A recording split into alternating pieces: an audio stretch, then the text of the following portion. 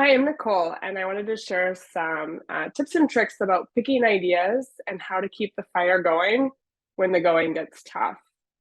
So first, I'd like to recommend to pick ideas that come from real life experience. So this means read widely, read novels, biographies, newspapers, magazines, and journal articles from lots of other disciplines than just marketing. Observe life in many places. You can travel to get other perspectives or just hang out in your local park and observe what's going on. Be open to new experiences and really think about what piques your interest. Once you've got an idea, I would highly recommend that you go and test it out on other people, especially not on academics, but academics too, of course. Does that idea grab the interest of your grandmother, your friends? I often test out my ideas on my non-academic husband, often to his chagrin. When you're studying an idea, try to visualize it to see how it manifests in everyday life. Really be able to picture it in concrete and vivid detail and experiment with how different circumstances can change the process. This doesn't have to be your own creation. For example, my former student, Annika Stupi, now an assistant professor at Tilburg University, was interested in studying miserable consumption. Think about people wanting to eat brown bananas or wallow in bad food at a dirty diner. During our discussions, she often used a scene from Bridget Jones' Diary, where Bridget Jones was eating dry Tesco cereal straight from the box with a spoon as a prototypical example of a phenomenon. This often served as guidance in our research meetings. We'd think about why would she do that? Who would do that? When would you do that? And based on that, we designed a memorable experiment in which we gave participants the opportunity to eat fresh or stale popcorn.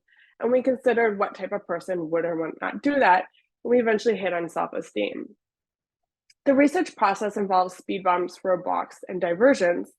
Being able to visualize and even really experience their phenomenon helps you to keep going when the going gets tough. Not only because you deeply believe in it, but because you can identify where you've gone wrong or how you can move forward. Another way to keep passionate about research is to get outside your comfort zone. Try to connect with field partners, share your ideas with stakeholders in marketing other than academics.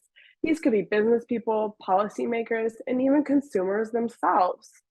You never know where your partners will come from, so just keep those connections going. For example, I did consulting work in Laos with an agricultural economist. We had completely different backgrounds and journals we'd publish in, and the consulting project actually fizzled out, but we decided to keep in touch. And eventually we found an opportunity to collaborate together in Uganda. As another example, I've kept in touch with a former research assistant for many years now. He's an associate at an investment firm, and we're exploring ways to collaborate on a field study for a project that aims to tackle climate change. I've learned so much as an academic and as a person by doing field work in developing countries, uncovering insights about human behavior that can help people live a better life. Gives me a deep sense of purpose that keeps me going, especially during the dark days. So the last thing I'd like to suggest is just really take care of yourself. Prioritize your mental and physical health, which will help you have a long and healthy career. You don't want to burn out. Cultivate at least one hobby and nurture your relationships with friends and family. Having other parts of yourself to draw on when things go awry in your career is really important. And hobbies and social connections beyond academia can help to give you perspective on life, keep you grounded, and sometimes then it can also give you new ideas. I'd also like to just say, please have fun. This really can be the best